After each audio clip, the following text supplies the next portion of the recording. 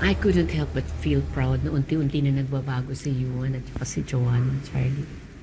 They also look so proud of themselves, ma'am.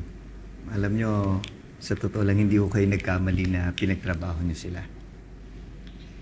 Sana nga magtuloy-tuloy na yung pagiging responsible nila. Yun na naman talagang gusto kong mangyari eh.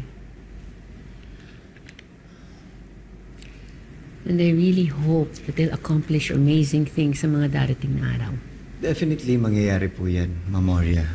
Nakikita nyo naman yung dalawa, no? Talagang very eager na magpursige. At talagang meron silang gustong patunayan. And sa tingin ko, Memoria, ang naging drive ng dalawa kasi, alam nila na talagang silang may karapatan dito sa company na to dahil sila po yung kadugo ninyo. Marami pa silang dapat na patunayan, Charlie. I agree, ma'am. Alam ko naman po.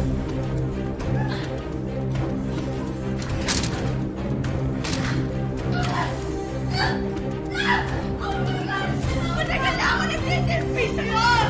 Binigyan ako ng presentation kung nagsinagaw mo na!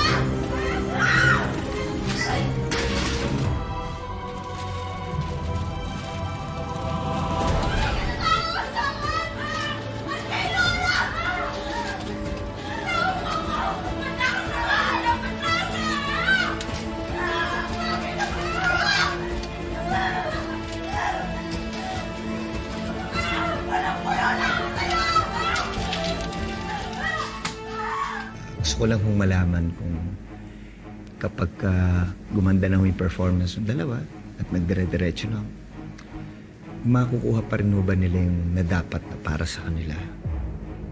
Well, I'm talking about the shares.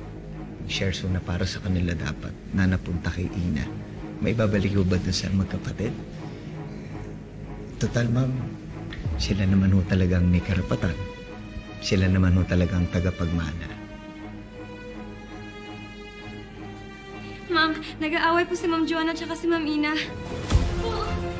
Saan?